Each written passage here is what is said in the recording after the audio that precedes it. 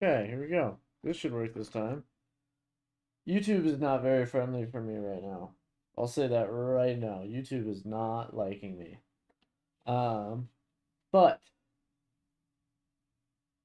hopefully this one should work. This is what we just added. That's it. Kalen will come into contact with a concentrated piece of the abyss, and it will weed its way into his mind, establishing a clear connection between himself and Ilarion. Okay? Now that will be important because in the future, down the road, he will end up slowly trying to learn more about the abyss, and because he's just a regular dude, it's gonna take over. It's going to. That's guaranteed. But this is how it's going to start. Okay? It's gonna be great. I love the idea. But now I gotta double check just again to see if YouTube's being friendly to me today.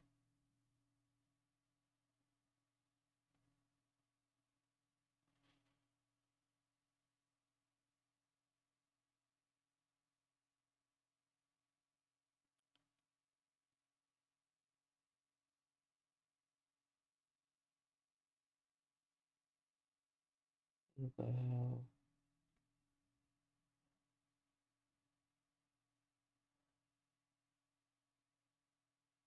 Man, what are YouTube fucking shorts? My God.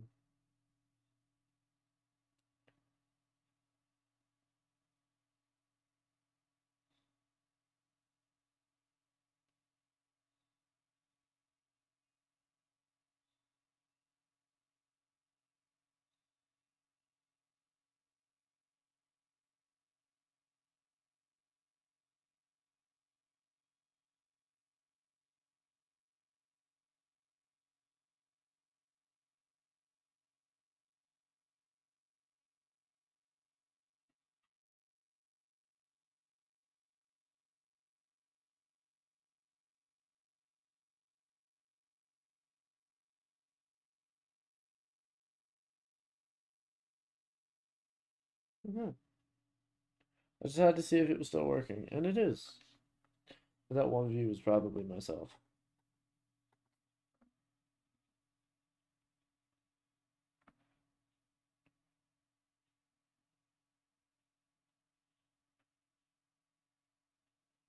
Come on.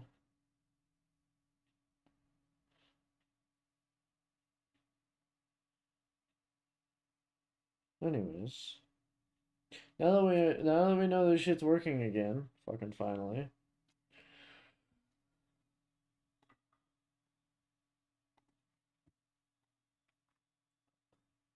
Said hi. Hi has been said.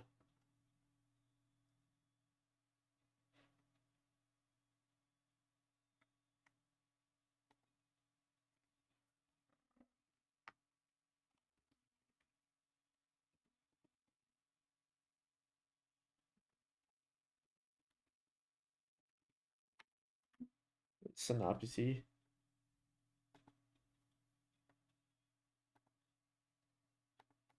Supposed to be synopsis. If I can spell. Just to double check.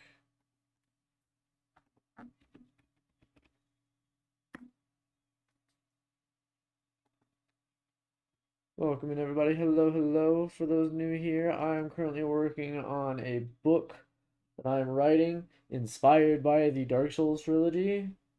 As you can see, it says up here and down there.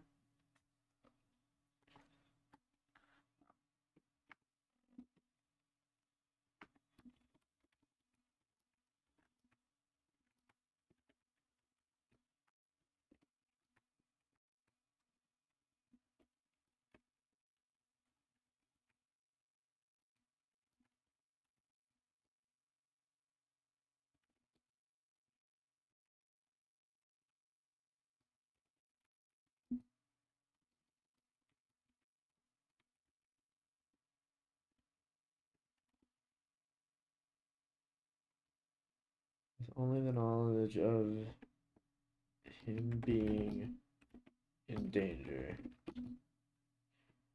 Any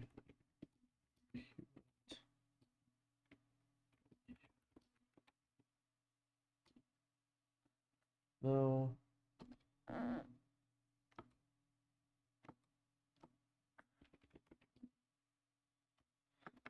I want to make where he wakes up important. That's got to be, it's got to be jarring, you know? He's got to wake up in a spot that's going to be shocking.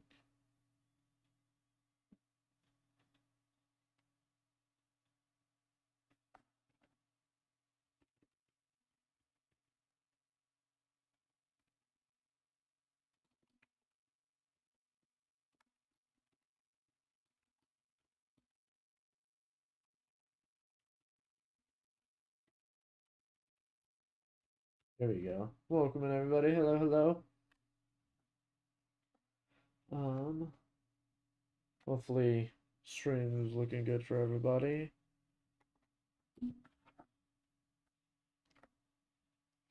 I wish there was a way for me to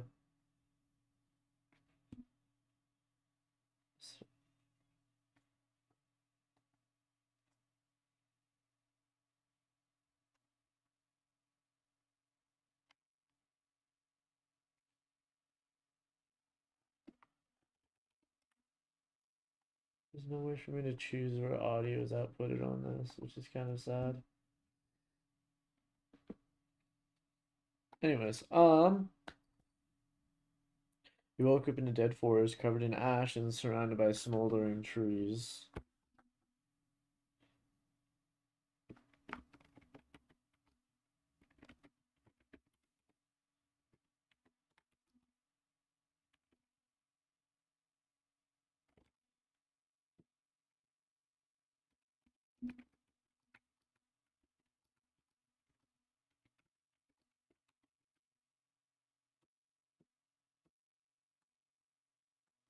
Just saying that sounds kind of cliche. Only thing he knew is he wasn't safe. Sure, whatever. But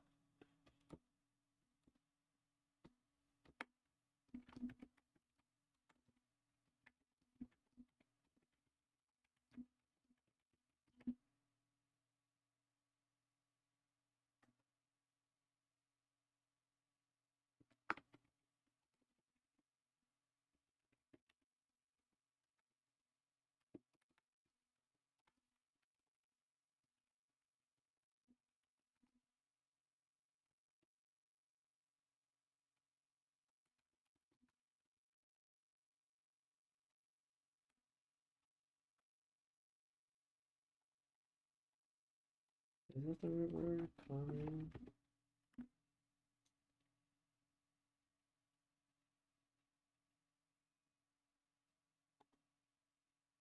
Yeah, commune.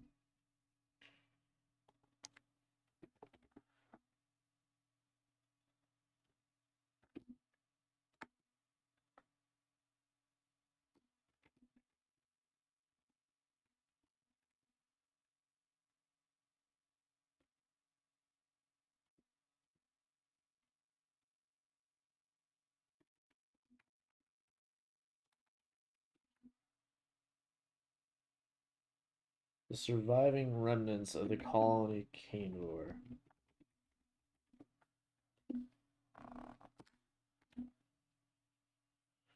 Right after collecting himself,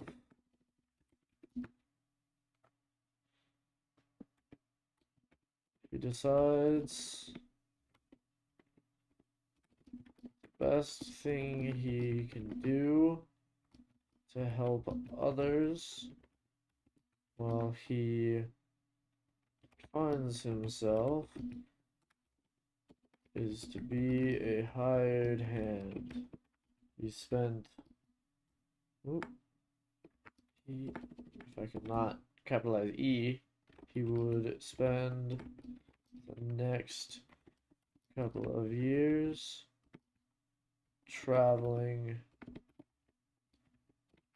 Dory.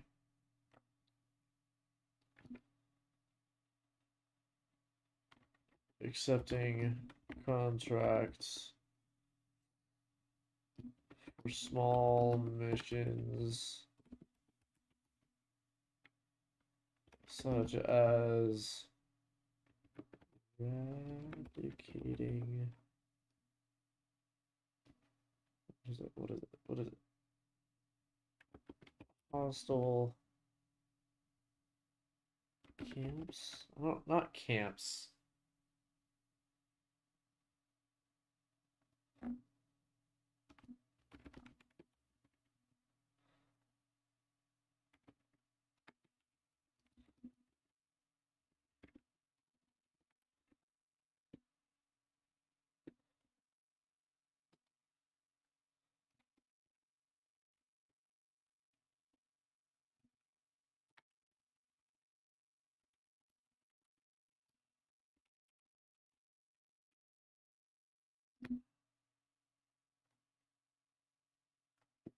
He would come across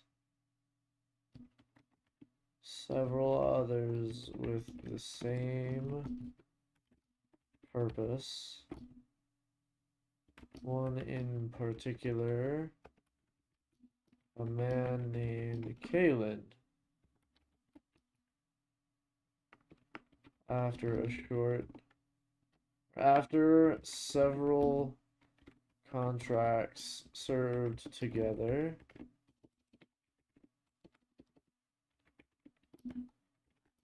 they just stuck together,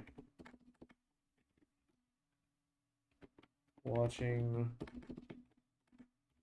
one another's backs.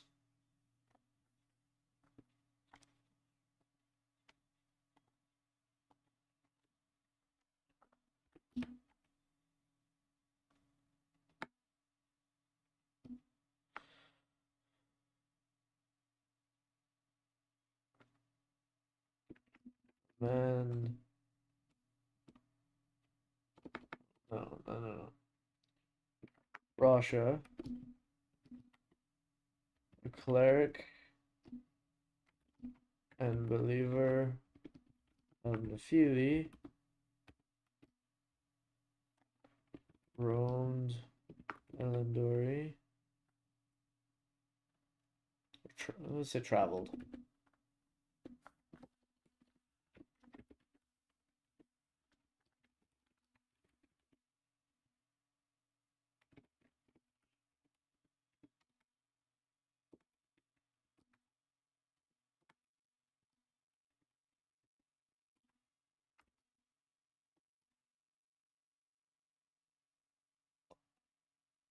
The two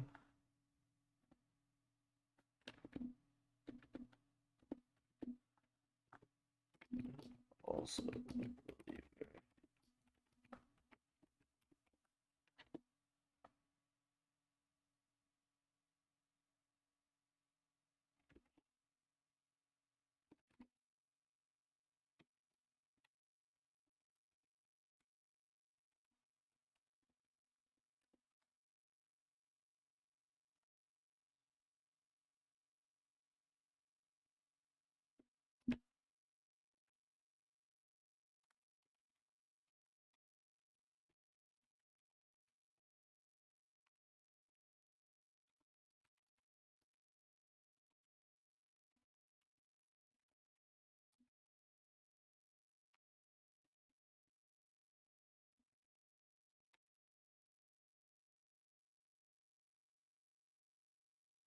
See, the thing is, I don't want to call miracles miracles, but it really is the perfect name for it.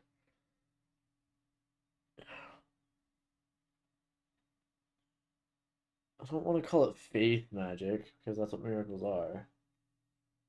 Um,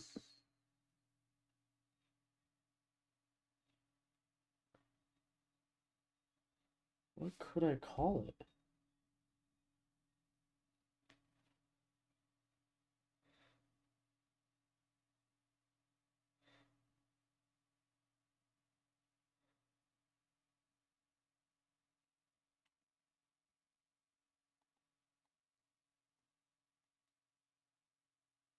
A spell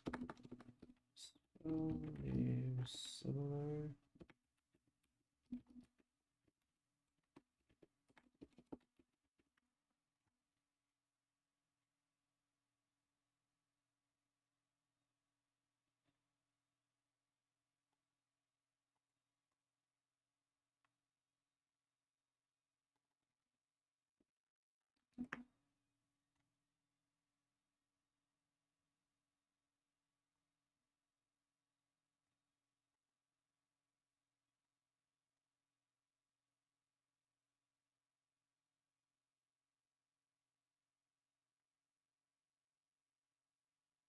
Theomancy.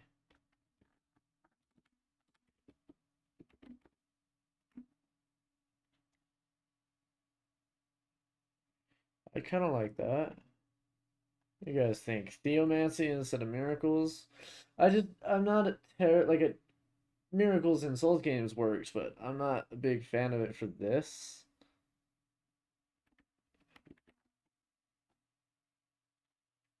Here.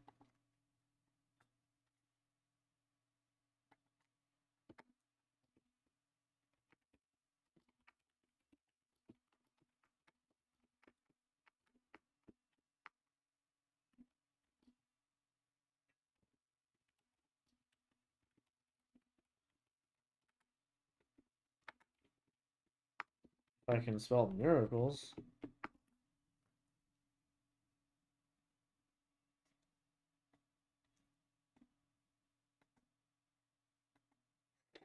Yeah.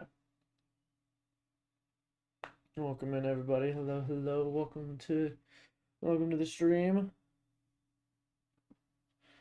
For those just now joining us, I am currently writing a book of my own idea, very inspired by the Dark Souls Trilogy. Not set within the world of, but inspired by dystopian dark fantasy.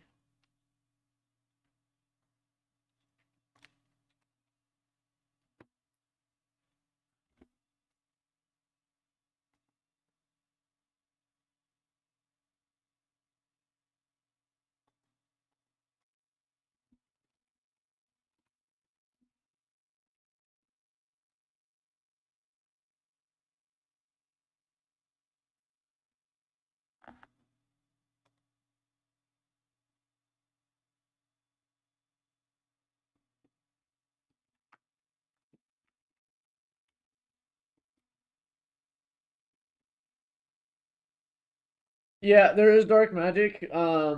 It's gonna be more like abyss magic though, because the abyss is gonna have a very, very, very large relevancy within the story. It's actually technically the antagonist. Um,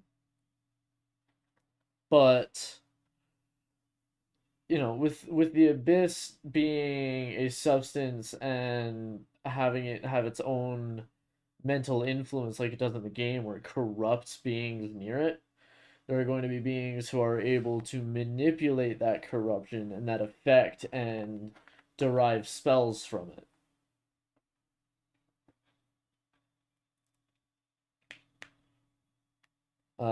Like one of the characters just mentioned, where is he? Kalen, right? Kalen is. I have his background lore. Kalen was abandoned as a child, left between Canevor and Padminium. He was picked up by a disciple of the Church of Ilarion. That's what I'm going to be calling it now. He was picked up by the Church of Ilarion, who kept him in secret, raising him as best he could without the other disciples finding him. He taught Kalen some very minor dark spells to help conceal him, but was eventually found out, and the disciple forced Kalen to leave to protect him. Kalen would travel Elendori using his dark spells to steal what he could to survive, but was eventually caught by a Padminium knight. Took him to the king, Erdminus Nox. The king told him he could work his way out of the dungeon by training to be his assassin. Kalen, looking for any sort of place to live safely, accepted his offer. he ended up being sent to assassinate someone at the Church of Ilarin. There's still a lot in this Discord server that needs to be fixed because I'm still coming up with ideas all the time. But only to be stopped by the disciple who took him in, Kalen left without killing his mark and never went back to Padminium. Instead, he traveled around looking for more dark spells to help him on his journey that would lead him to the Veil Hold, where he would meet the Herald of the Hold, who told him he had an important place in the future of Elenduri. Now, in the Possible Ideas channel, Kalen, the assassin, ends up trying to learn more abyssal magic and occult moon magic to try and help Alaric, which leads him to discovering dark eldritch gods. So, Ilarion, the dark god, he would end up learning more about him and um, just go down this giant rabbit hole that would slowly corrupt him just worse and worse and worse. What was I?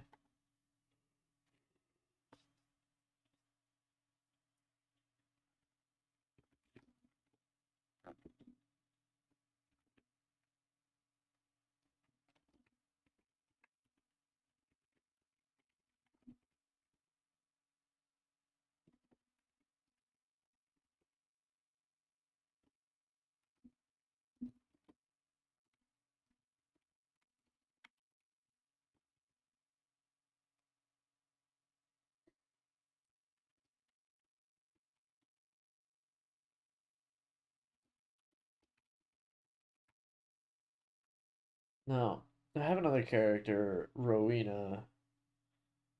I don't have a terribly big idea for her. Silora is a sorcerer, Brasha is a cleric, but they were raised in two different societies who both believed in the goddess Nephili, um, but for different reasons. So I also don't know that I have a place for no.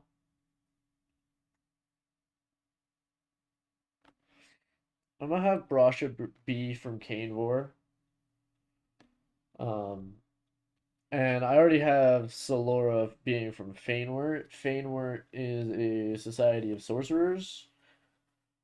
Um, but those who live in Fainwort, they also believe in Nephili, but they believe in the genius knowledge that she has and um, the living soul within the earth and the strength of nature and the biology behind it, which allows them to use sorceries. But these aren't going to be like, like Dark Souls sorceries where it's all blue and crystallized and stuff like that. It's going to be more nature based. Um, is there a name for that? Nature based.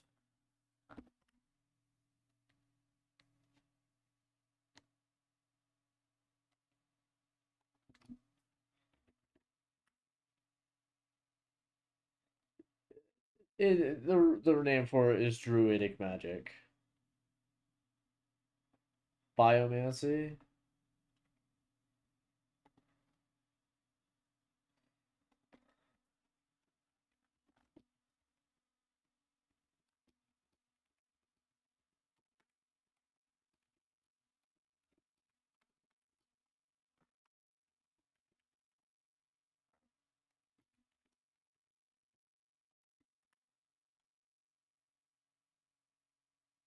There you go.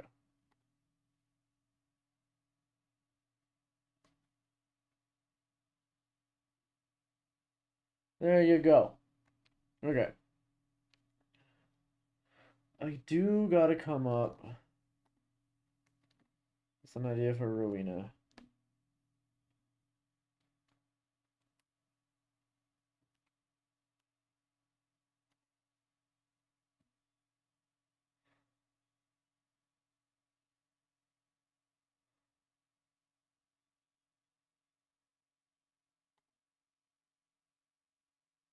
Here's what we have. So I already have in the world a guild in Canevor. I have a lot of ties to Canevor. Canevor is where I want the beginning of everybody's story to be, kind of.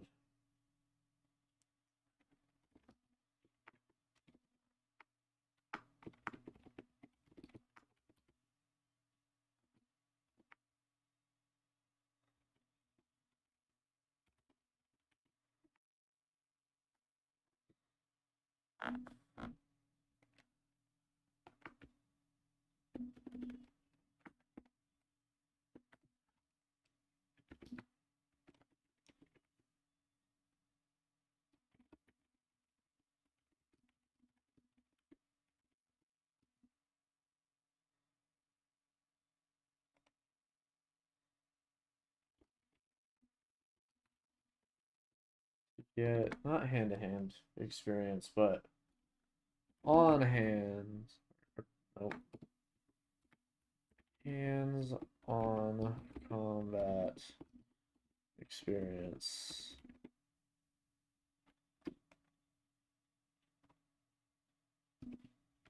She climbed quickly. Climb. Oh my good god, I cannot type.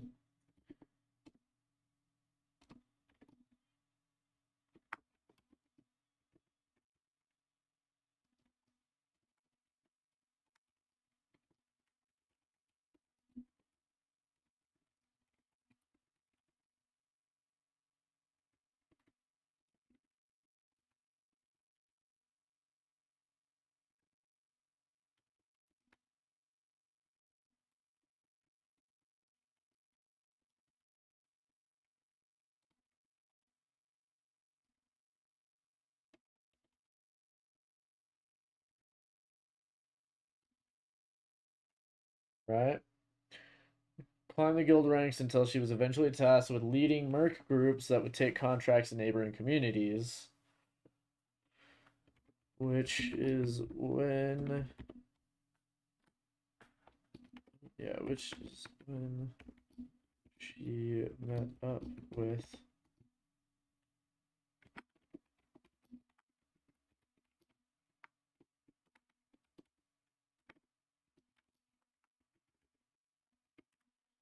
Right?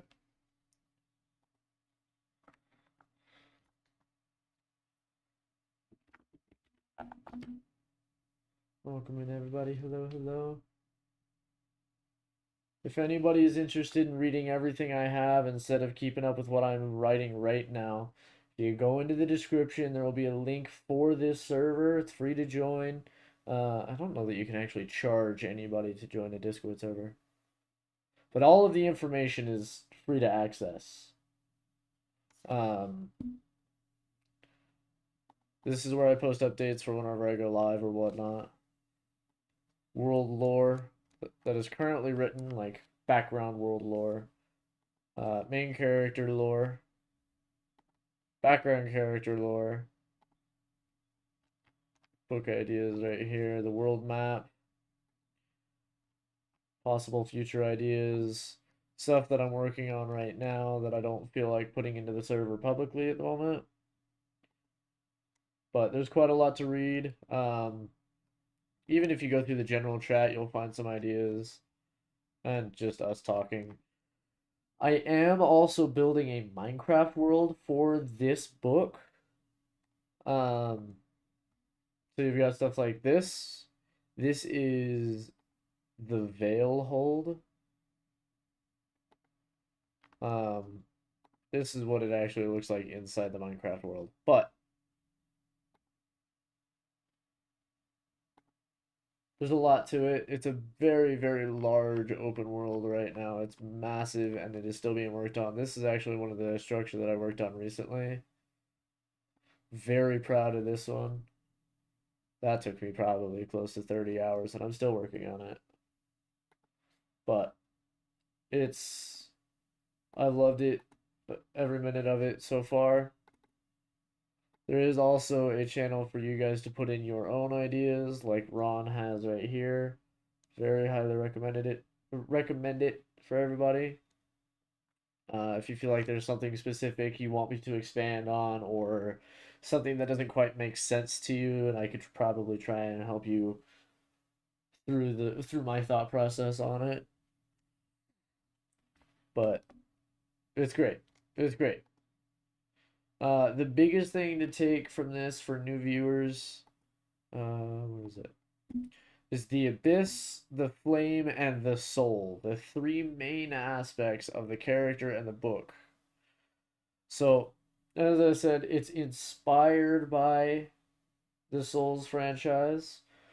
Uh, Obviously, the soul, the flame, and the abyss are the biggest takeaways.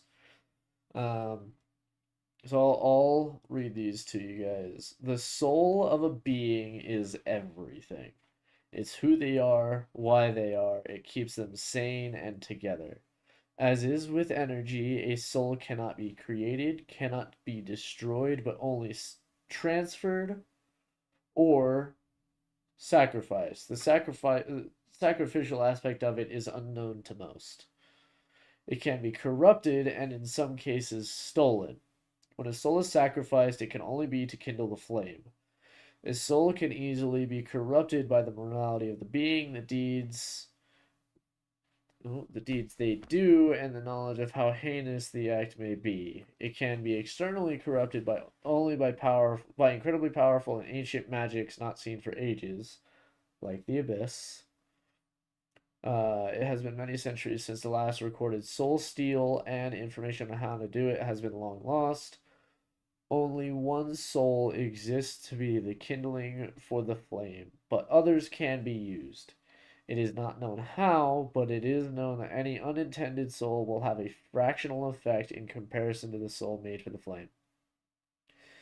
The one soul must build up strength before it can be again used for kindling, meaning the soul cannot be sacrificed after birth, but instead the being must grow, learn, strengthen themselves and their morality.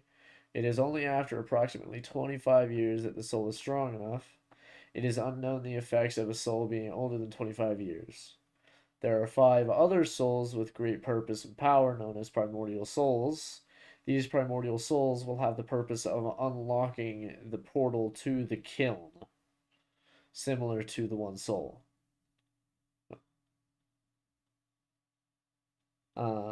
Then there's the flame. The flame is an anchor point within reality and is responsible for the humanity of mankind. Without the flame, there would be no humanity, no life, nothing but darkness and chaos. Within the existence of the flame, there must also be the existence of the one soul. This soul goes hand in hand with the flame and is meant to be kindling for the flame. Others can be used. It is not known how, but it is known that any unintended soul will have a fractional effect. While the flame exists, the soul must also, meaning that if for some reason the soul itself or the bearer of the soul is destroyed, it will instantly be reincarnated into a humanoid being. The soul can be rekindling for the flame up to 1,000 years. After this time, the soul is spent and reincarnated. So, after the 1,000 years, where it's holding back the abyss, the soul burns out and is instantly reincarnated into a new being. The flame is the only thing preventing the abyss from completely swallowing the world. The abyss is a dark entity that exists in most planets in the universe, but it is a physical manifestation of chaos itself. It seeds itself deep within planets containing life, slowly feeding on that life to grow and spread more and more chaos. It is not entirely known what the abyss is capable of, but what is known is largely its ability to infect the minds of sentient creatures and slowly erode their morality and critical thinking, causing them to be irrational, rageful, and eventually mere husks of themselves. Once they've been completely corroded, I'm stumbling over myself. Once they have been completely eroded away, they will attack any sentient life that gets near with zero remorse. The weaker willed the being it is, the easier it is to erode. The stronger willed the being is, the more likely it is for the abyss to try and use that being to spread the infestation or infection. Sorry. Past experiences have shown beings of extremely strong will to tend to hold on to their personal intentions but become more power hungry and chaotic, still willing to attack any that get in its way, but only when it needs or wants to. The abyss is only held back by the flame as long as it stays kindled. Every 1,000 years after the soul kindling is finally spent, the abyss is able to work its way through the planet and attempt to spread its corruption once again. Coincidentally, it takes around 25 years for it to reach the surface and truly begin its work. It has some influence before this, but as soon as it cracks the surface, its power grows exponentially. Now, the events of the book will take place approximately 25 years into the main character's life. Okay? So, I I will definitely have him be a amnesiac character. He's gonna wake up in what looks to be a burnt forest, kind of a battleground, with no knowledge of his past. Now that was already showed in the story synopsis. Knows nothing of his past, woke up in a dead forest covered in ash and surrounded by smoldering trees. Nothing seems familiar to him but the sword in his hand. After roaming, he found himself in a small commune, the surviving remnants of the colony of Canevor, because at this time, the corruption of the abyss has started to grow exponentially, and therefore causing corruption of any living being that's gotten close or just anybody alive. Um, so it's starting to resemble a lot like what Dark Souls 1 looked like, where everything was just a shit show. Just about anywhere you go where society used to be, they're nothing but mere husks of themselves fighting anybody that comes close. Okay?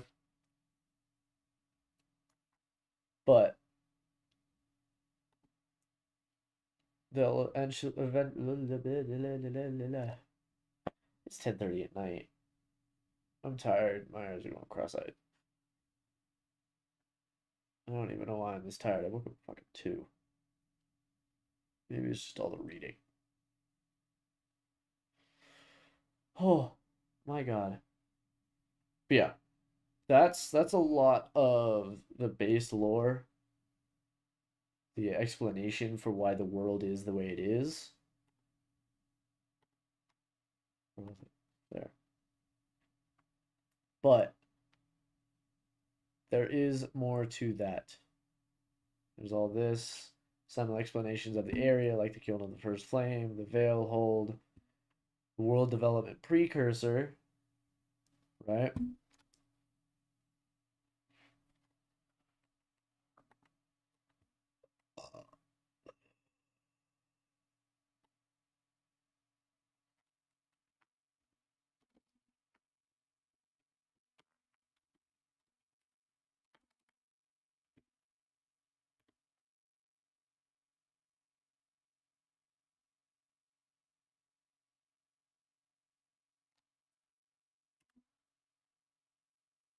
So one of the biggest ones, one of the main characters in the story, maybe not in the book itself, not till the end, but in the pre-development story, there are two characters. Okay? There is Acheron. Where is it? Where is it? Acheron was the linker of the flame around 200 years after the unnamed linker in Drang Lake. This was back when this was supposed to be set within the world of the Souls games when it was a D&D campaign.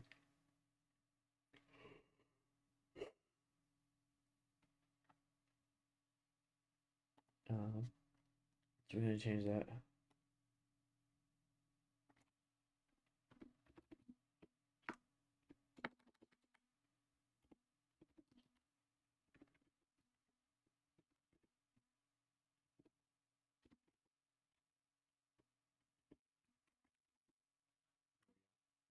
Acheron was a linker of the flame around 700 years before today's events. His reign was one of fear. He was an unrelenting monster who would stop at nothing to gain all power that he could. It was not his place to be the linker of the flame in his generation, but he took it upon himself to prevent the chosen linker and take his place instead. Wielding dual greatswords imbued with manifestations of the abyss, he would become a flurry of blades, splitting his enemies limb from limb, head from torso, without breaking a sweat. Acheron was a decorated knight in his time, having been the commander of many successful battles, and was always a feared opponent, leaving most of his enemies in gory pieces on the battlefield. Fascinated by the curse that afflicted the world, he spent several decades researching anything he could about the abyss, and would spend most of his time on the edge of it, trying to find a way to shape it, to bend it to his will. It eventually ate away at his mind, leaving only his baser instinct of kill, kill, kill. His contact with the abyss would only continue to make him stronger, faster, larger, and much more bloodthirsty until he craved nothing but the throne of the world itself. Having been an advisor and friend to his generation's linker of the flame, Aegis Voland, he grew jealous and plotted a way to usurp the title. Now, another thing that's important is Aegis Voland also had thoughts, not really doubts, but thoughts of what happens if I don't? What happens to the world if I don't do this? Like, why is this important? Why is this necessary, you know? And hearing this just sparked the idea in Acheron that he's weak, that he is soft, and that he is a coward.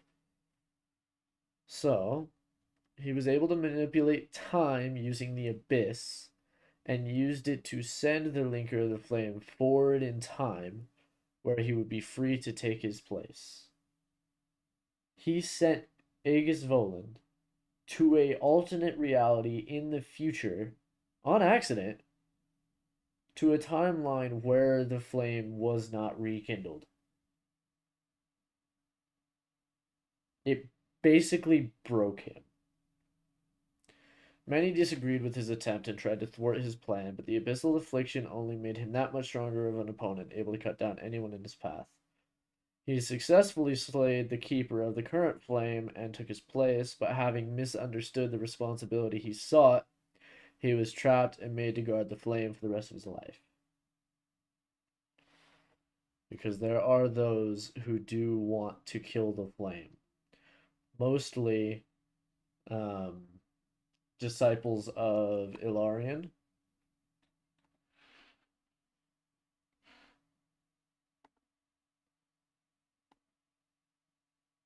Which is going to end up being important in the future.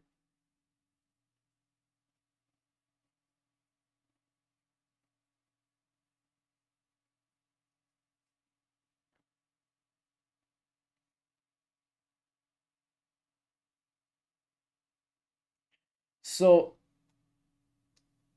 as I said, they're disciples of the god Ilarion, right? He is basically the creator of the abyss. He manifested it. He is the dark god of chaos. What did I say it was? Ilarion is the evil to Nephili's good. Let me actually go back and explain that. There are dozens of known gods within the world of Elendori, several of them with majorly devoted religions, most notably, um, one that I haven't come up with a name for, a religion devoted to the god Nephili, believed to be the creator of life and the world itself. The religion and each person's belief of Nephili diverges in several ways. The two most notably spark the magics sorcery and theomancy.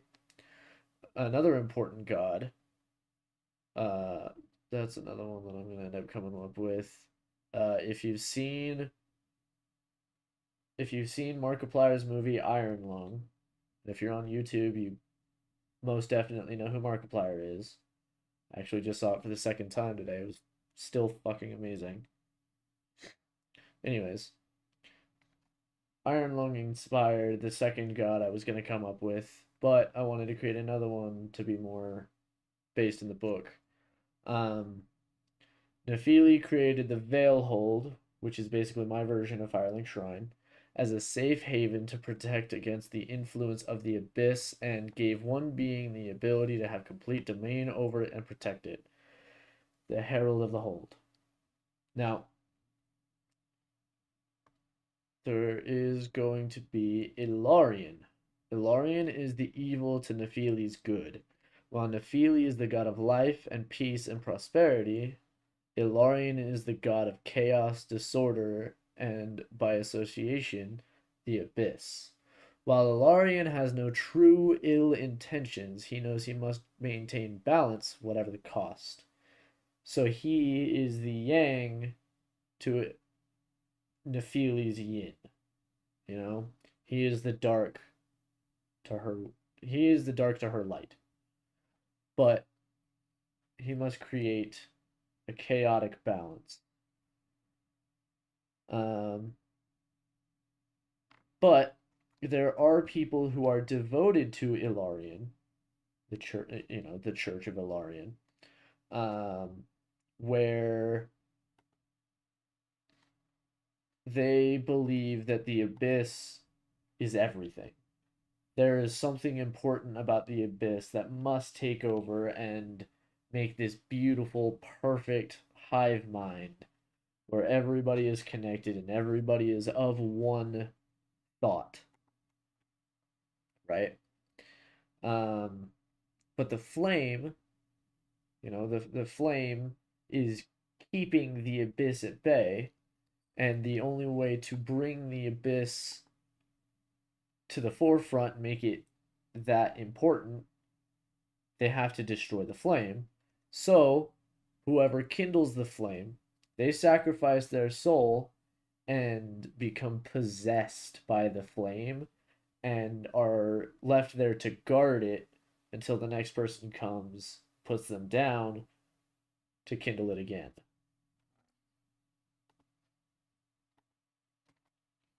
So think of the Kindler of the Flame as, Soul of Cinder in Dark Souls 3.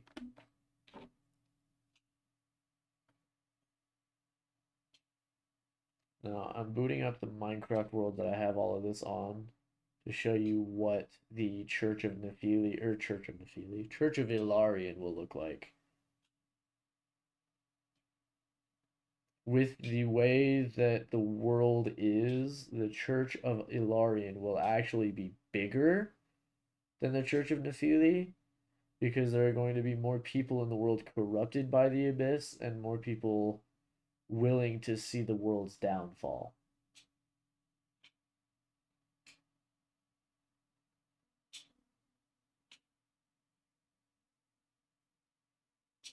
But I got so many mods on this world and big shaders that the game has to fucking load it all.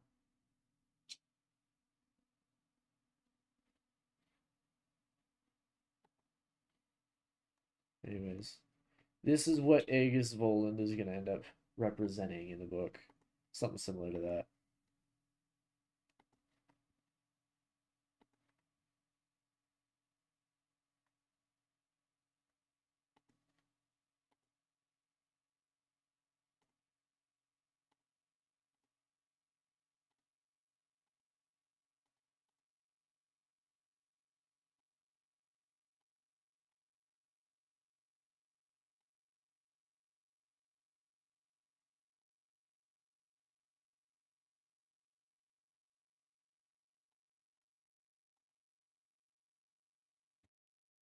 Show you this real quick.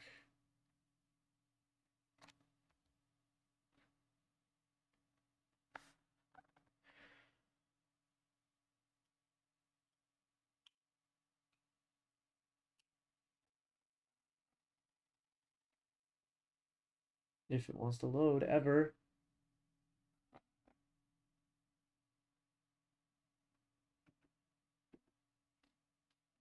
This is not it. This is that other structure I was mentioning that I worked on earlier. This is the current work that's been done on it.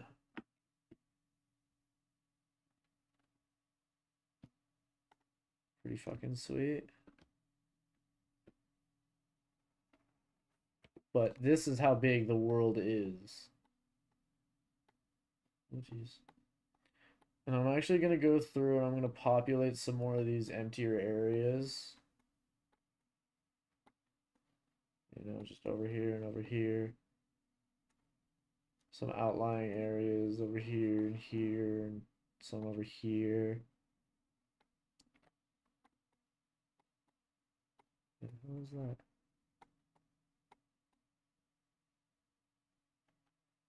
Unloaded texture, probably.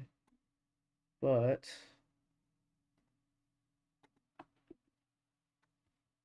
this, I'm also going to put on a different shader pack to give it the more Dark Souls vibe to it.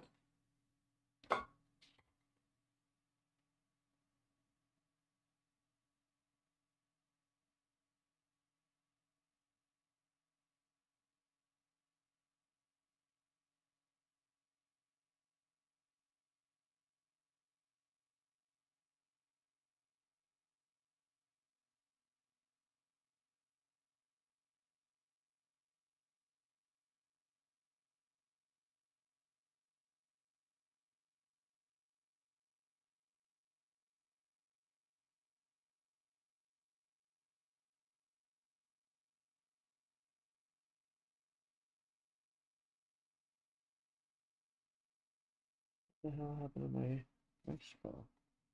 Anyways, so we got the gray fog.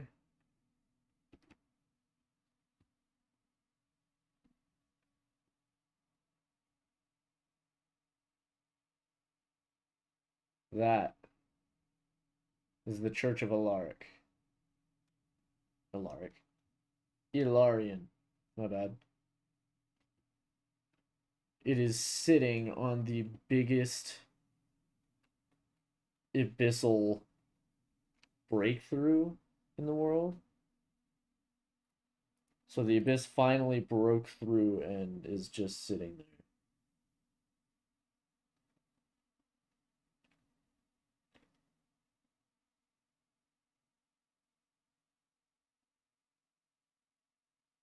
Sorry, this is for work. I have to check this.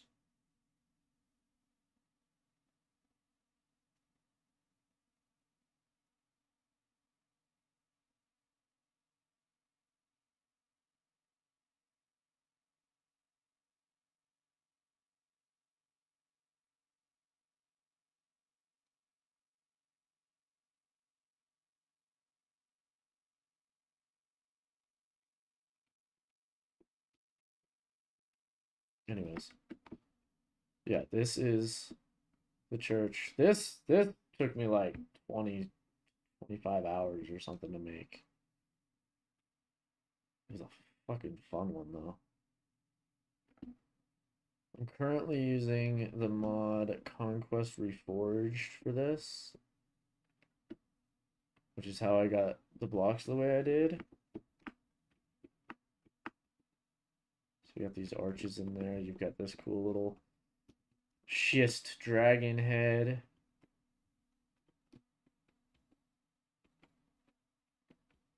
Sideways slabs. Connected textures and whatnot.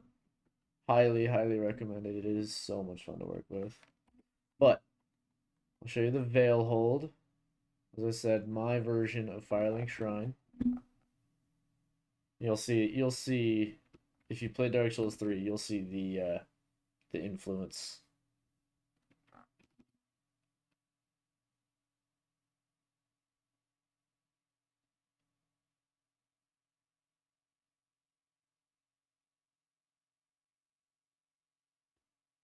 Now, as of right now, it is just a circular tower, kinda. Not really a tower, but a circular building.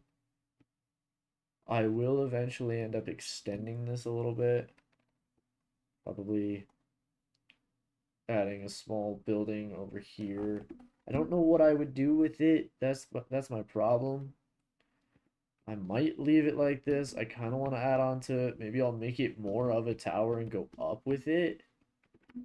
have this be the beginning of the floor for the next part of it. Don't quite know yet. If you guys have any ideas, you can leave them in the Discord. This one, this one took a long time. If you thought 25 hours for this one was long, or 20 hours for this one was long, hell, I've got over 100 hours on this one, and that one's still not even close to done. This one took me well over 100 hours on its own. Mostly because this is like the third version of it. So I'll go back to BSL, so it's a little bit easier to see the nice details.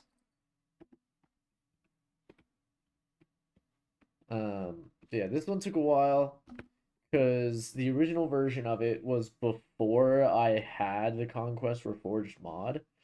It was a mix of Minecraft blocks, Divine RPG blocks, Oh the Biomes You'll Go, Biomes of Plenty, a handful of different mods, you know? But when I got the Conquest Reforged mod and shader pack or texture pack, um, they don't mix well with the Conquest Reforged texture pack. So I wanted that grainy, medieval, realistic look to all of it. So I literally stripped it of anything that wasn't Minecraft and basically rebuilt it from the ground up. Um,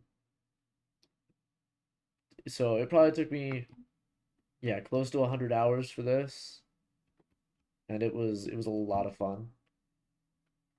Oh, we've also got the angled fences mod too, because hell yeah. Oh, Mike.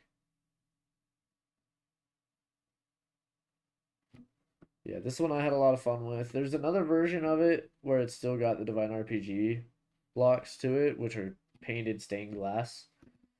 This entire ceiling right here was painted stained glass, and when the sun would come over, it would actually have colored light. Really cool looking. Really cool looking. But with the way that the shader pack I'm using works, where you've got the sun over there, it doesn't really work the way it would. But I've got to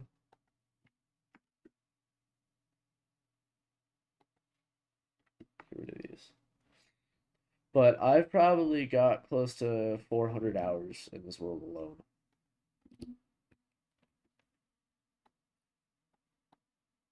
But this is going to be the Kingdom of Yendar, and it's going to be massive.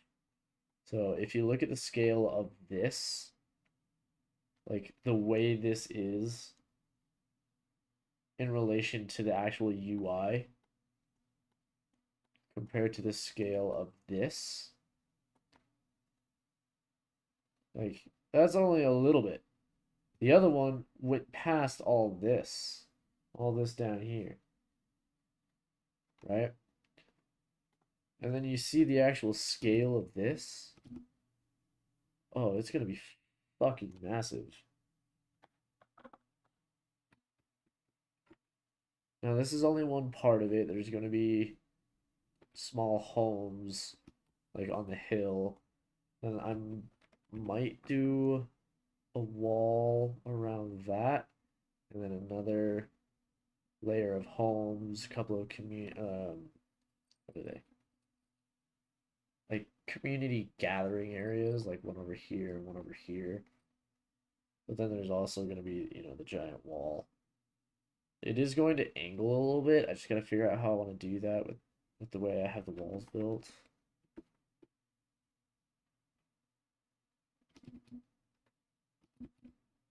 Because it's kind of hard to angle walls that look like this. These are very square. I love how I was able to do this path.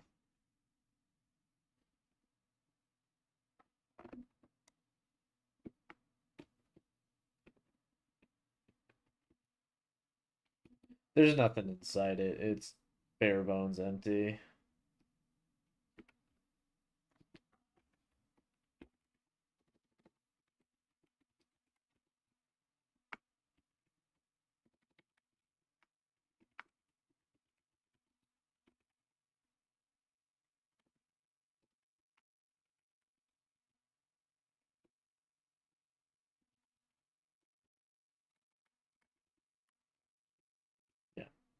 Absolutely empty. I don't know that I'll add an interior to this, maybe sometime in the future, but if you want to see some pretty cool interior, this is going to be the Kingdom of Canevor. It's going to be more of a community than anything.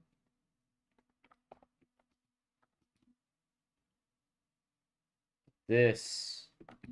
This is the front, right? I had a lot of fun building this arched doorway. It's definitely a good time. You've got all of this.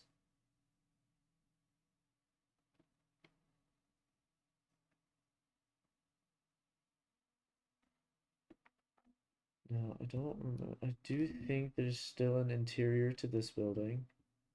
This one was also a lot of fun to work on. This one I tried to go for a more rustic design on the entire thing. The other one is going to be a bit more modern and more stone. I did get rid of the interior of this. I didn't remember.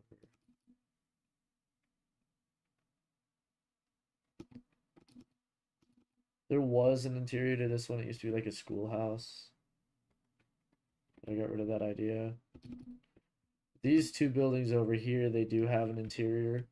That one alone, that building alone took me like 15 hours. That building probably took me closer to 40, maybe even 50. This is the guild hall. This is where Rowena, one of the other main characters, is going to have grown up. This is honestly where everybody's going to end up meeting, mostly. Um, but they're all going to end up taking a contract. Rowena is going to lead them to, because it's her thing is she's tasked by the guild hall to lead those groups. But they're going to have been tasked, or the contract is going to have been made by the herald to go do something. What they do is not going to be important because it's more just a way for her to get them to come to her.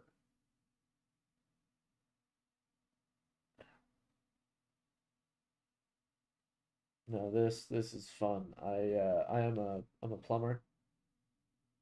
I'm a plumber by day, YouTuber, content creator, I guess, by night. And I was soldering, you know, um, brazing copper basically, but soldering copper in a very tight space in a ceiling, and the solder dripped onto my arm, burned the shit out of me. Not fun. Anyways, get rid of that. This is the guild hall. This I'm actually very proud of.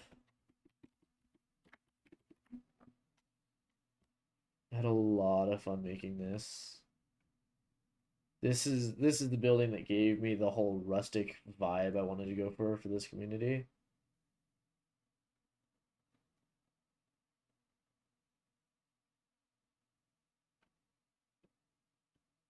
You got chairs and tables and stuff. You got the those used to have text on them. Shit, look at that.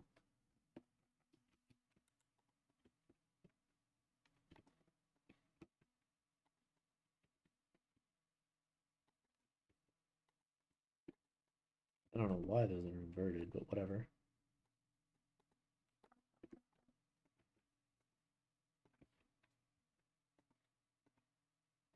I do kind of like the whole necessity of actually lighting them because it gives you the option to have torches that are dead.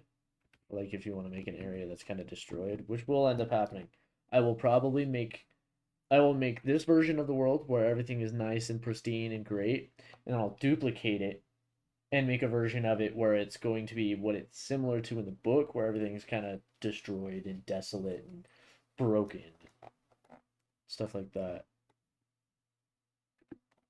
Let me know if you guys would want to see that. That might be fun. Um, loud ass cow. And you got, the guild rooms for each member of the guild, or at least each more important member of the guild, because there's going to be higher ranks. Like that down there, that's the contract board. Like the what is it? What's it called? The mission board. That's what it is. The mission board. But anyways, I just wanted to show you this while I was working on the Discord.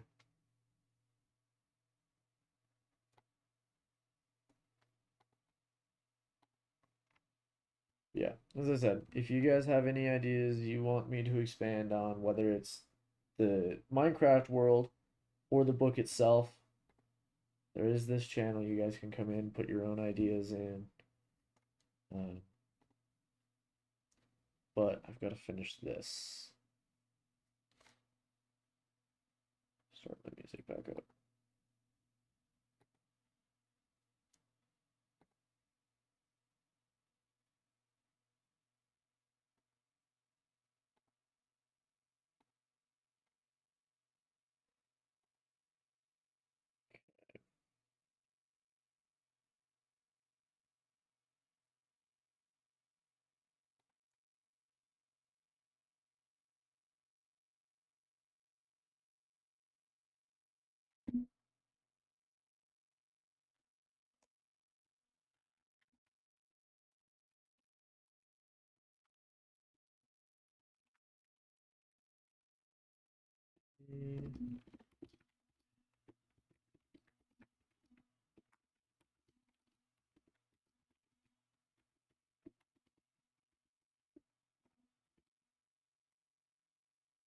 What is the word? Well, I guess it's not the word I was looking for, but I guess it works.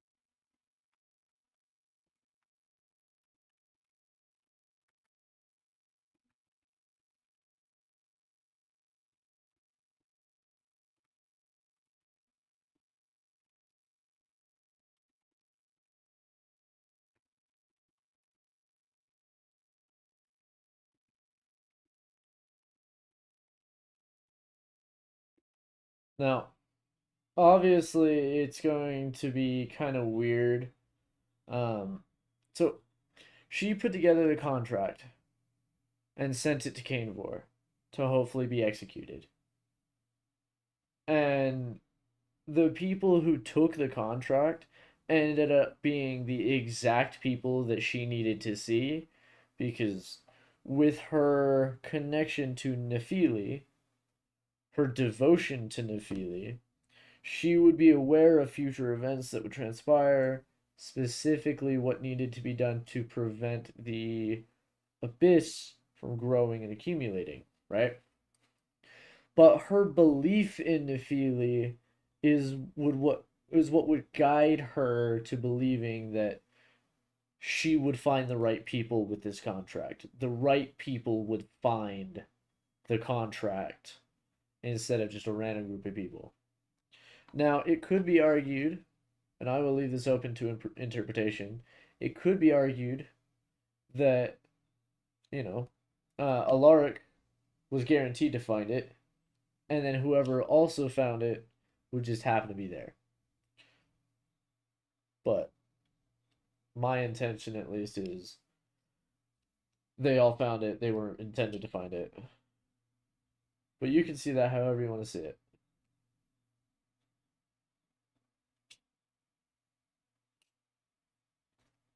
I like this song. I wish I could play music for you guys while I do this, but YouTube doesn't like it, so it is what it is, and I apologize.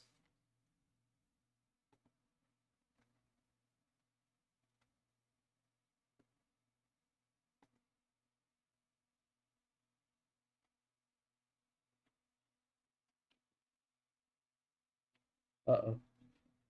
The girlfriend is invading with the cat. You put those out there. Kitty!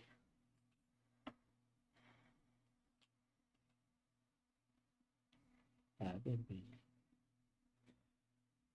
We're talking about the book and making discoveries on the book. And because YouTube is less restricting, I can actually stream Discord.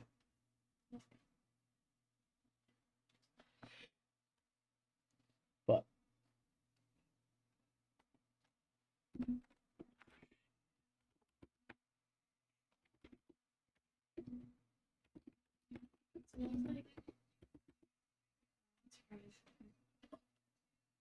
I don't know why.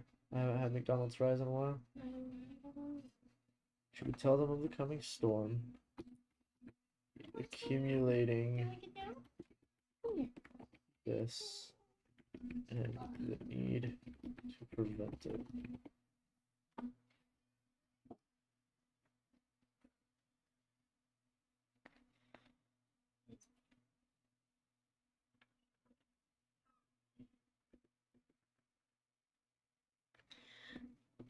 Ah.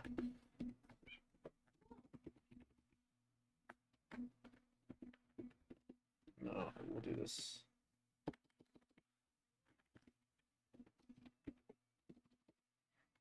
That the accumulating abyss is what is.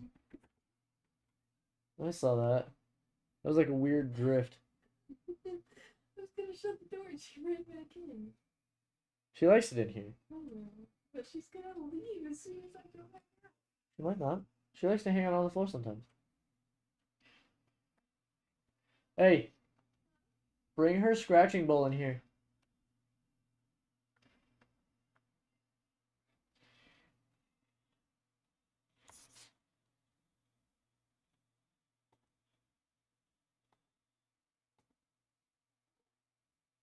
You also like that song. Alright. The accumulating abyss is what is causing humanity to lose itself.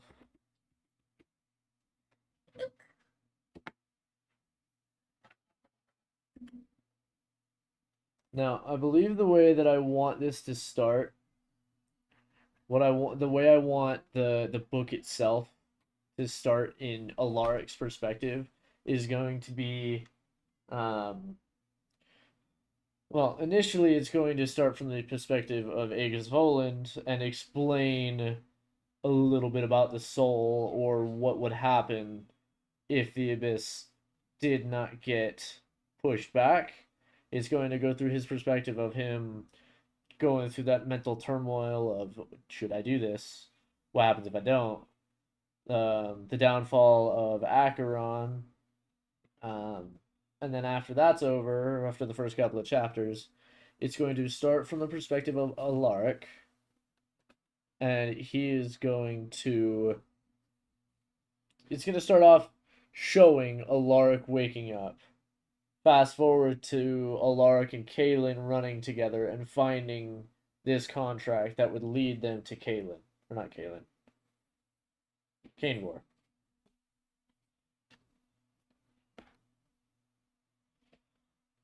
That's how I feel I want this to start.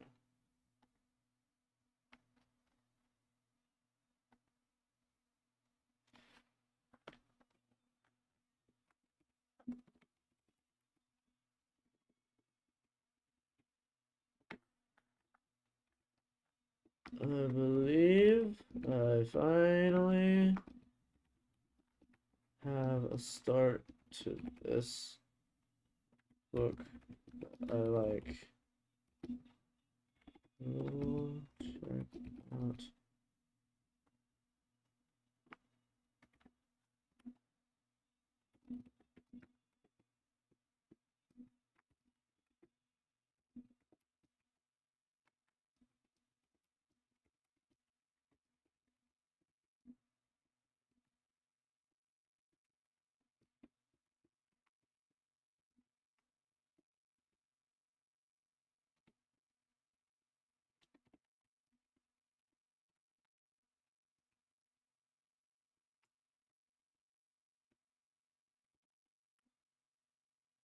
The way I'm gonna have it work so that Acheron, or not Acheron, Voland can still come back in the future.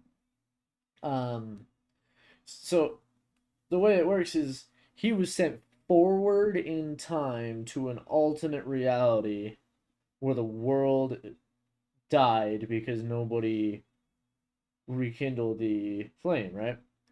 But he's going to get sent forward in time to what is the current timeline of this world, just in a split reality. So it's still technically going to be the same time, just two parallel universes. He's going to find his way back and meet back up with his original universe.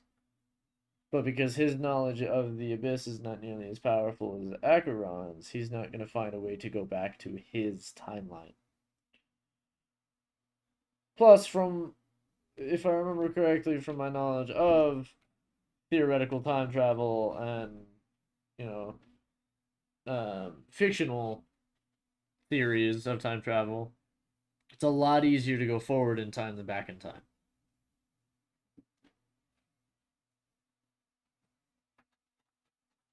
Yeah. You like me scratching bowl in here somewhere you like to hang out?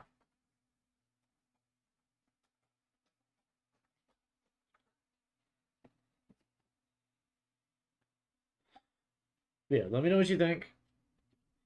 While I write a good chunk of that down. Baby. Very so cute.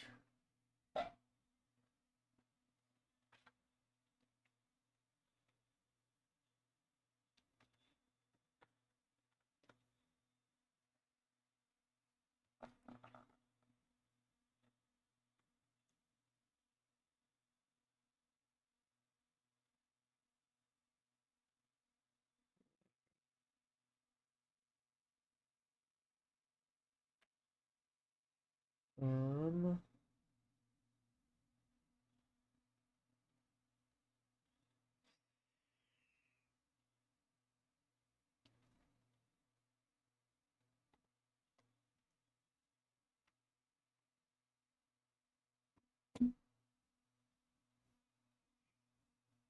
he would like to, but as I said, it's a lot harder to go back in time than it is to go to the future.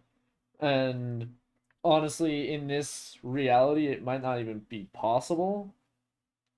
But he's slowly experimented with what was left of the abyss that was manipulatable. Because it's as I said, it's in a timeline where nobody um kindled the abyss over 700 years ago. The abyss is exponentially more powerful than ever. So it's gotten a lot stronger, it's gotten a lot harder to form.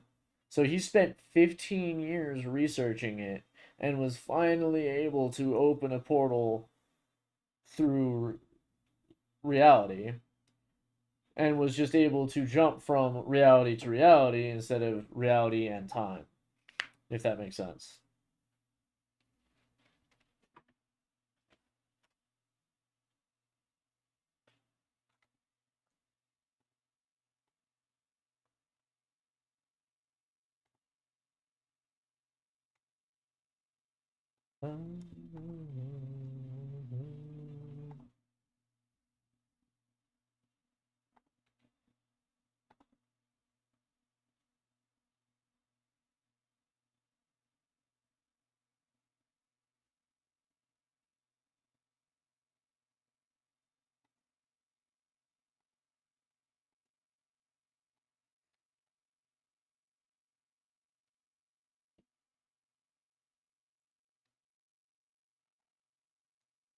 Actually going to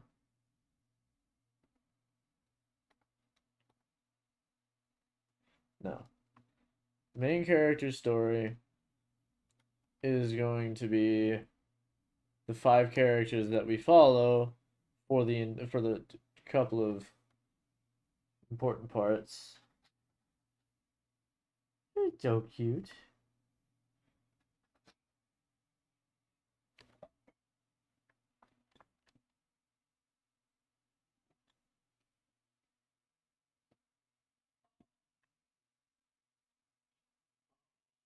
Look at me. I would normally have a camera set up so you guys can see her, but it's hard to set up two cameras in a vertical stream like this. But I have a cat. She's adorable. She's got this little pouch that's clipped to my desk that she just hangs out in sometimes.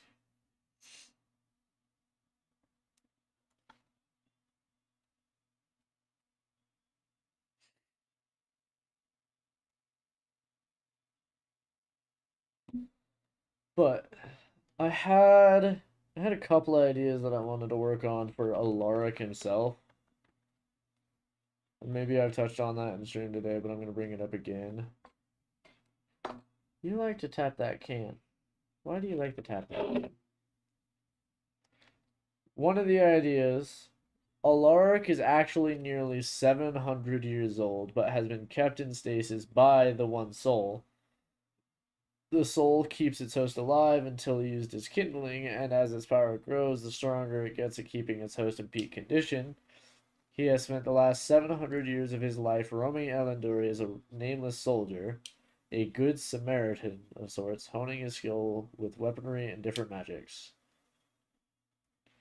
My issue with that is him being 700 years old. He's been around for 700 years. He knows so much about the world. He knows so much, like, he can use just about any weapon perfectly. He can use just about any known spell perfectly. He's just a fucking monster when it comes to combat. There's nothing he doesn't know. But that just makes him so overpowered, and I'm not terribly big on the cliche of just making the main character unstoppable. I've got to make him human. I've got to make him normal to a point, or normal in a sense. You want to get over on the chair? You want to get over here? Don't get the chin. Don't do that. Be bad.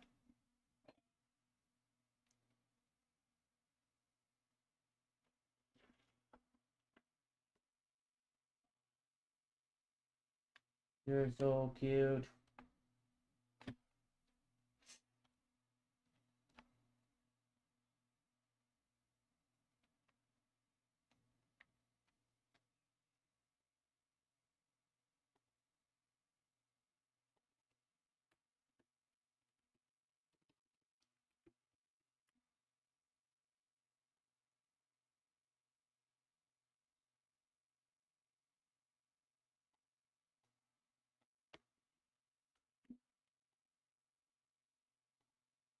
I just want this side of this chat.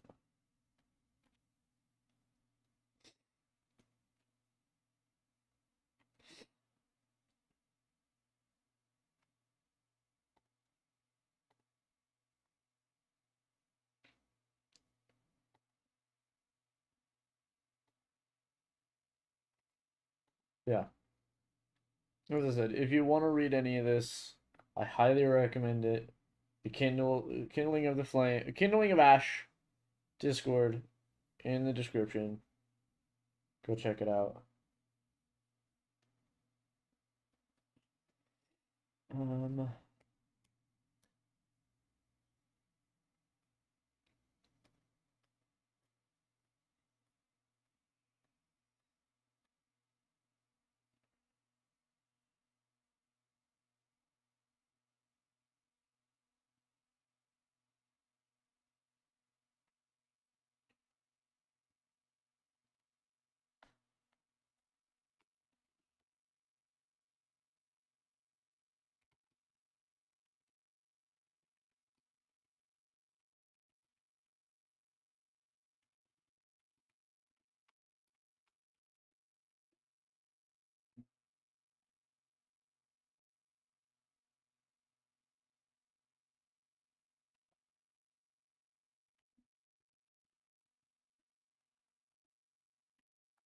uh,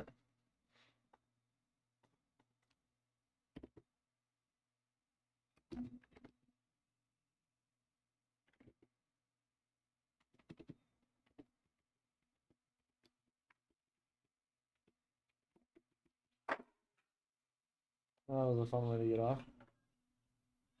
I don't know why you jumped down like that. Holy shit, Coda! What up, guy? Been streaming for an hour and a half now. I showed off the Minecraft world a little bit. Um, welcome in everybody. Hello, hello. I also just saw Iron Lung for the second time a couple hours ago, and I'm going to see it again on Wednesday because I'm fucking insane. But after coming back, it gave me some inspiration for some shit to work on. With this, I wrote up the synopsis of the story, what the first couple of chapters will hold for the book. Um, trying to work more on the background lore of Alaric himself. Now, I'm gonna put up two chats in the general chat. They're both gonna be different ideas, for his background. Um, but I don't know. I might do that. I might not. There's one that I have where he's gonna be 700 years old, and then there's another one I have where he's gonna be reincarnated again and again. I'm probably gonna go with that one because I feel like that one just makes more sense. Because him being 700 years old means he has 700 years of knowledge, and then he's just fucking overpowered and broken, and not a big fan of that cliche, making the main character overpowered and unstoppable. He will definitely have some great power that he's going to end up being able to tap into at some point. Like, you think of it like this. When he is learning pyromancy for the first time, the person who is teaching him pyromancy is going to produce a small flame on their fingertip. And this is just an example. This is not actually how it's going to be.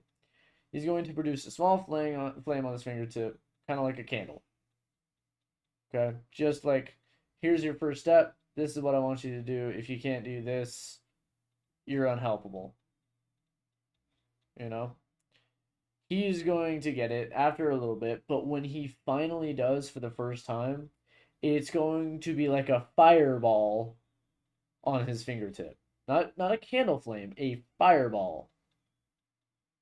Way more power than anybody could have ever predicted. That's how powerful it's going to end up being at first. It's also going to be, temperamental and hard to control, but some of his power will end up showing up in spurts. Tungsten balls. Well, with the way the magic is going to work in this world, it's not going to be like D&D, where you just got random spells that do crazy shit. It's going to be a lot like Dark Souls magic. But the way that miracles are, I actually named him Theomancy because Theomancy is actually magic derived from faith and religion. Like that's an actual word, Theomancy. And magic, like sorcery, is going to be more biomancy. It's going to be more nature based. So it's going to be a slight variation. Pyromancy is hard to manipulate, but then obviously there's going to be dark magic, abyssal magic.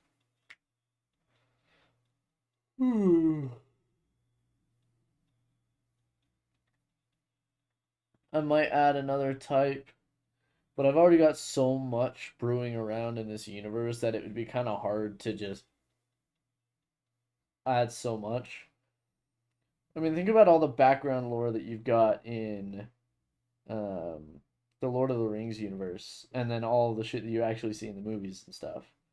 Like, there are gods and creatures and stories that happen to the main characters that are just never explained in the movies. There's so much lost media with it. Not that it's actually lost media, but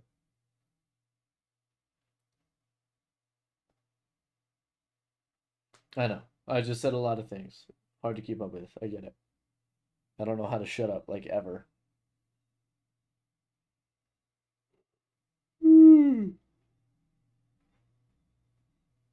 What is true? I don't know how to shut up? I'm kidding. I'm just fucking with you. I'm fucking with you, Axel. But if you add too much to a story and then you don't talk about it in the story, it feels wasted.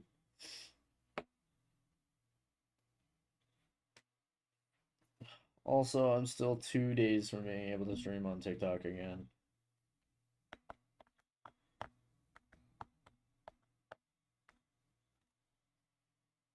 I don't know how you're able to stream, Coda. He doesn't like me.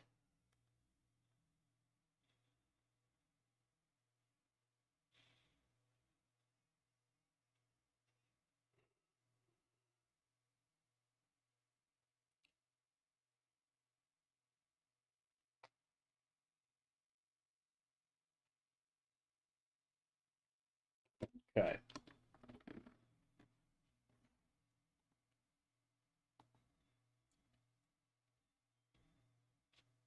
Ouch. No fun. No fun.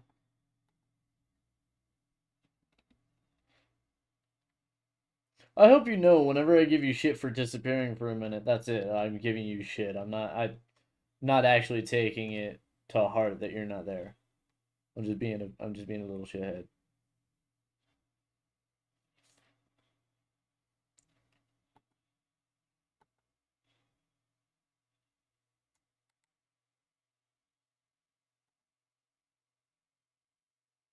No, take it hard.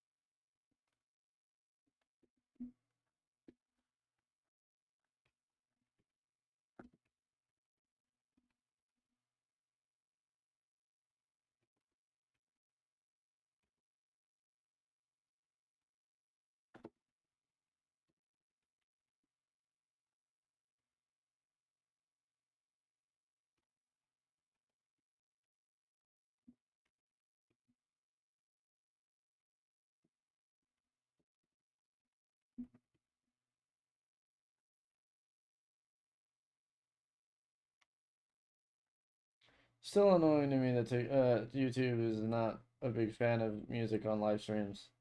There should definitely be like a checkbox like, hey, I don't plan on using this to get monetization. Like, I'm just doing this to have fun.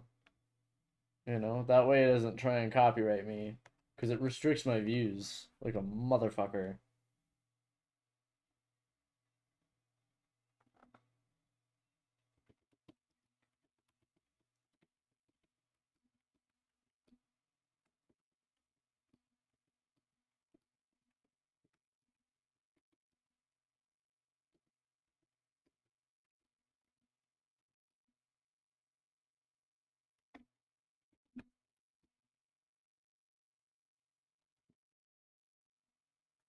Very well.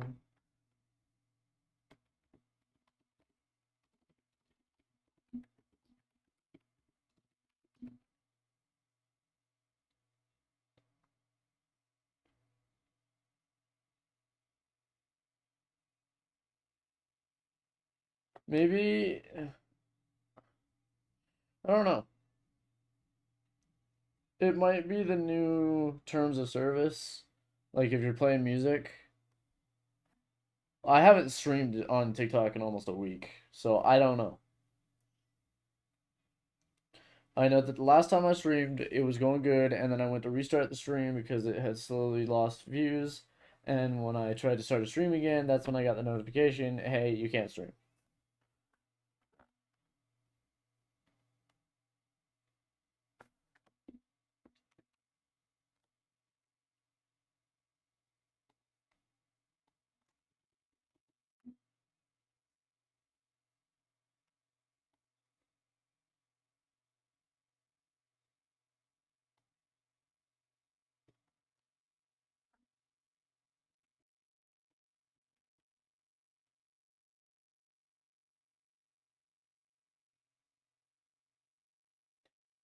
Within 3 minutes? That's crazy. Were you sitting still for a minute? Like, was there no movement on the screen except for your webcam? Because I've gotten that before with Discord. Like, I've tried to stream me working on my book on TikTok, but because it's such a still image, TikTok sees it as an image. So yeah, if you were actually moving around and doing shit in the game, then probably not. But yeah, I don't know. Maybe play a better game like Dark Souls. Get back on that shit, fucker.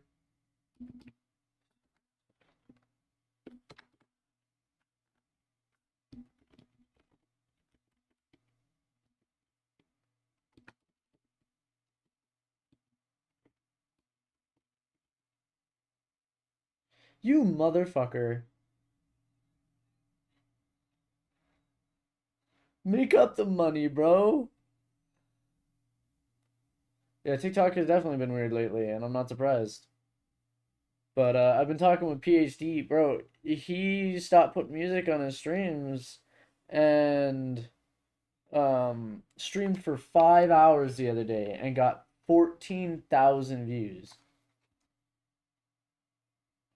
He was also playing Black Ops 2. Is it 14,000? What did you say it was?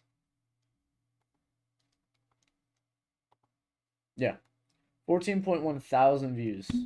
This is his video. 5 hours, 14.1 thousand views, 155 combined hours watched.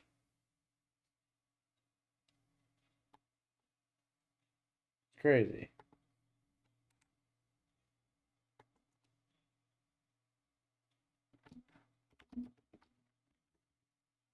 I've gotten thousands and thousands of views on TikTok before.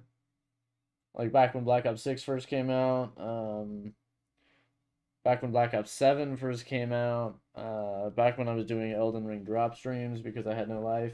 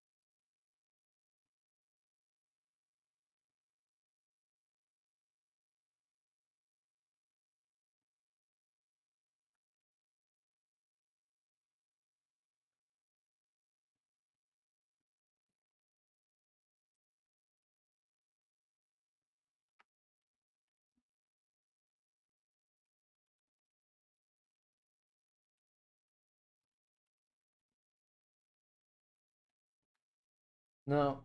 I said in the synopsis that he is going to wake up in a dead forest covered in ash and surrounded by smoldering trees.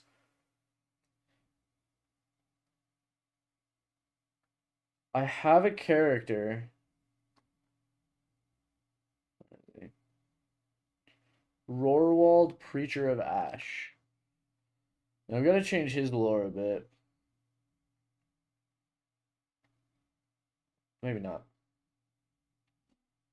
Rorwald was a disciple of the Children of Chaos. He devoted his life to keeping the teachings of the Lost Sisters of Isolith. I forgot to rename that because that's Dark Souls. Devoted to teaching the devoted to keeping the teachings alive by learning their pyromancies and teaching them to anyone who would listen. He would split his time between his church in Yendar and the Cinder Caverns, trying to find any information he can on the Children of Chaos, until King Yenda asked him to be the pyromantic advisor to his son, Prince Sephiron. The prince did not care for the teachings, believing pyromancy to be magic for lesser beings, and that it was beneath him. This angered Rorwald, and more happened than that, but it caused the two to fight. Sephiron is more trained with lightning because they are going to be more devoted to theomancy, but lightning and fire everywhere, the fight ended with Rorwald's church in flames, leaving him scarred. He left Yendar, vowing to burn the kingdom to the ground. What I might have it be... I'm gonna pause my music. You guys can't even hear this anyways. I'm gonna pause this while I say this. What I might have it be the cause of Alaric's loss of memory is they're going to be sent on a mission to go clear out, like start working on the fanfic for this book. How would you write a fanfic for a book that's not even close to being started written yet? Like I don't even have the beginning written. I'll show you what I have written so far. Where is it? Where is it?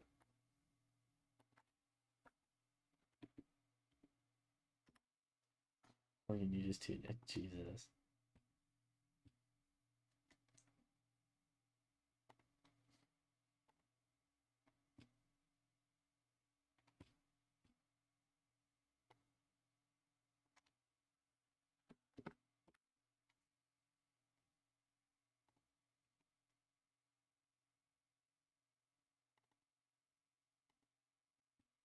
Yeah, I'll show you what I have written. Watch this shit.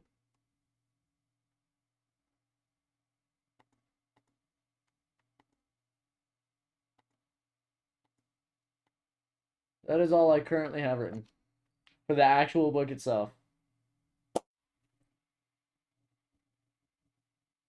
There you go. That's it. That's all. That's all I've got. But that's just what you'll read. Okay? Obviously, that's not the big important stuff. This is the big important stuff. This is what you should read now. But for anybody just now joining us, remember, or keep in mind, a lot of this will end up being changed a little bit. Some of the characters might have a complete retcon. Some of the characters might be completely removed. Some of them might be the same. There's a lot that needs to be edited. A lot of this that is not current information. But there's still a lot to read.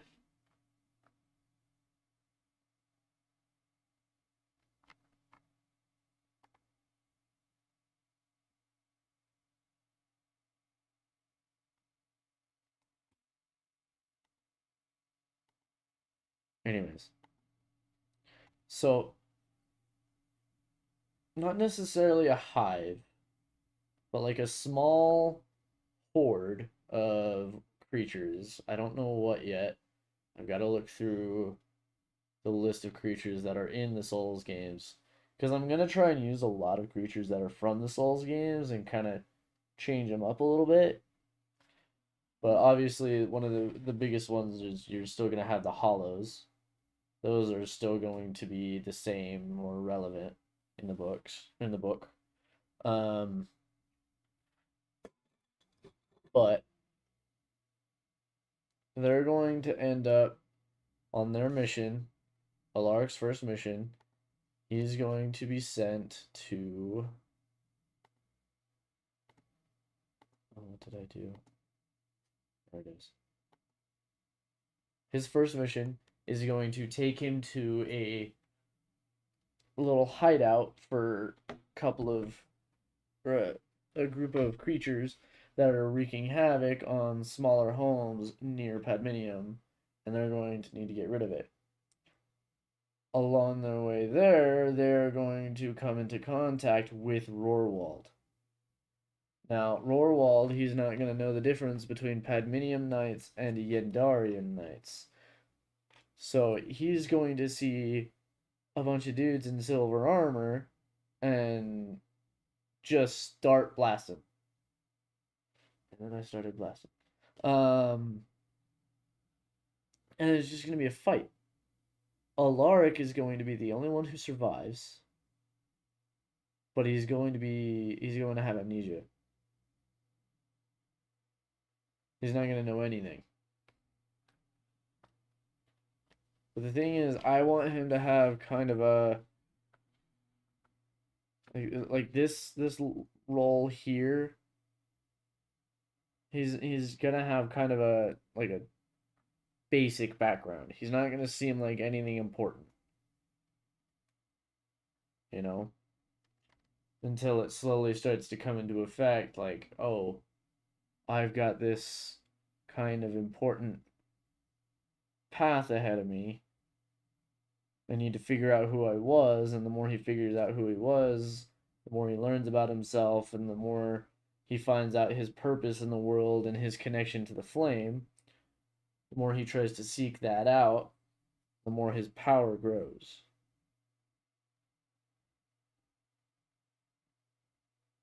But I also kind of want him to still have an important background, you know?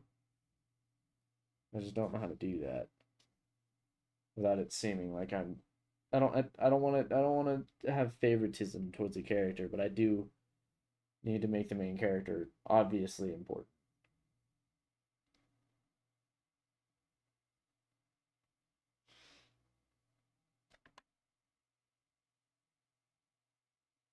I just don't know. I don't know yet. I don't know. Don't look at me. I'm gonna go say it real quick.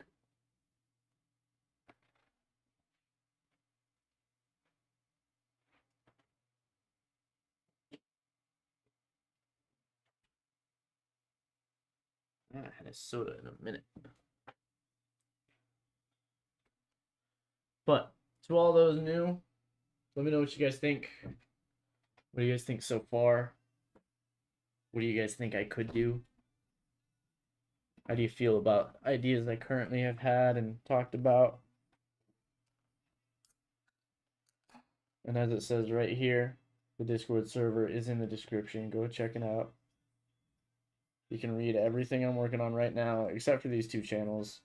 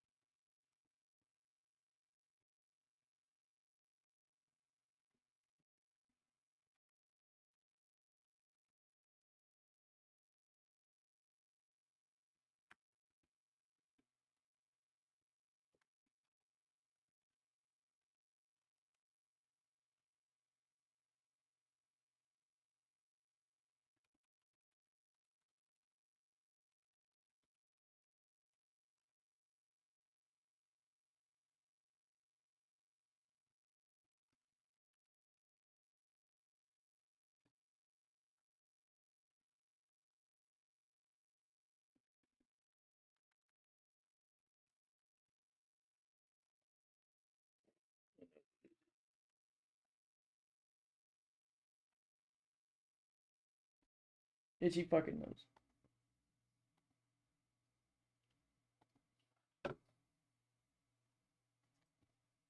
Are you still?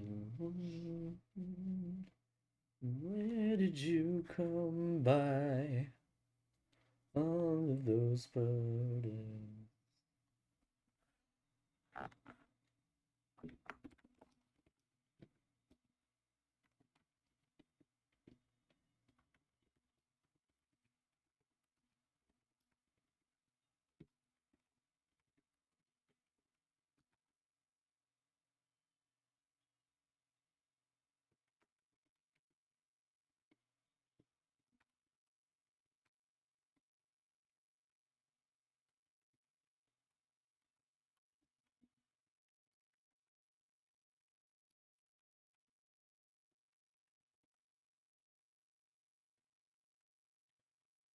Oh, fuck. Fuck. Where did you come by?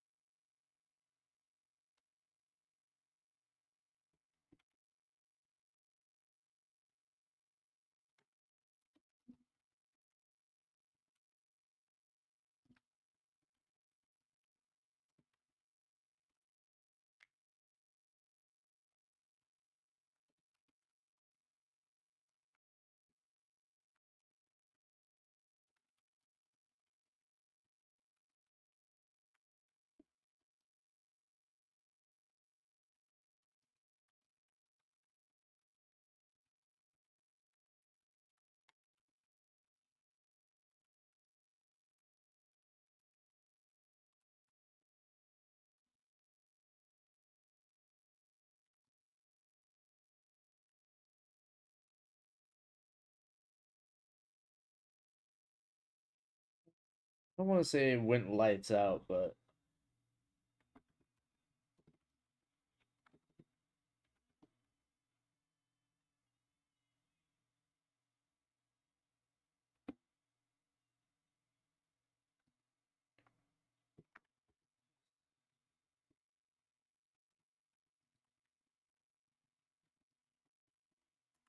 no matter what happens, whether I make him 700 years old or I make him have been reincarnated and he's, in his late 20s, no matter what would happen,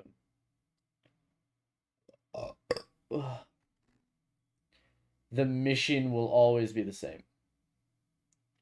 He went on a mission to clear out that horde of creatures, got ambushed by our pyromancer, and got hit, smacked into a tree, lost his memory. Something simple. It doesn't need to be absolutely crazy.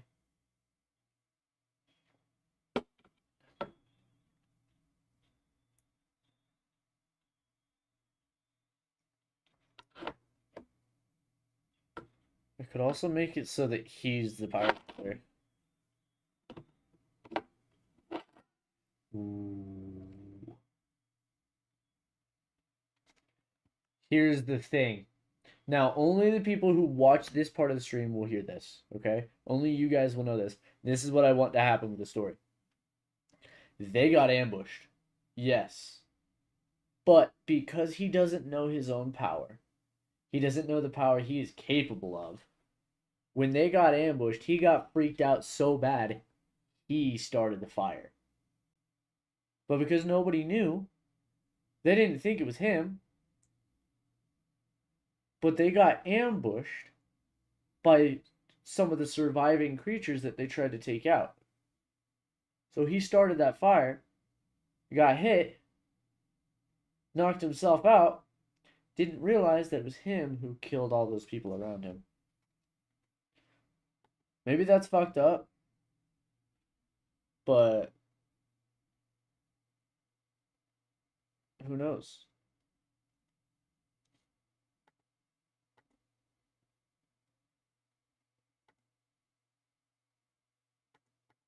What do you guys think about that? What do you guys think?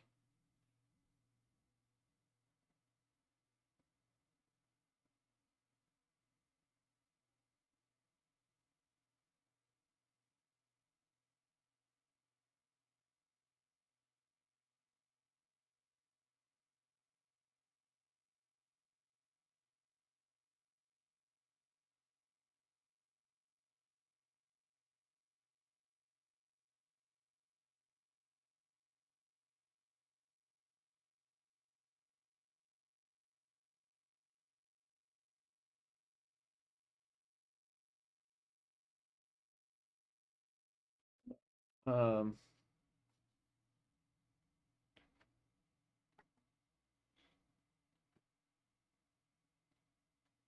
I fucking put a cheat. Why does it gotta be a cheat?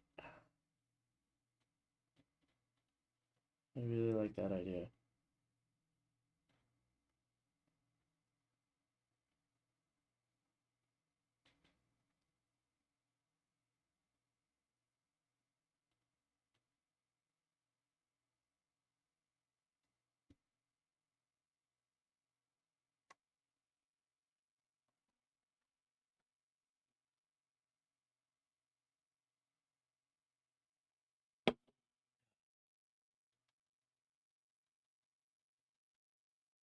Okay, I'm going to restart the stream. What that means is I'm going to end it and then start it again. So if you guys want to keep watching, give me a couple of minutes and I will be right back. Okay? I will be right back.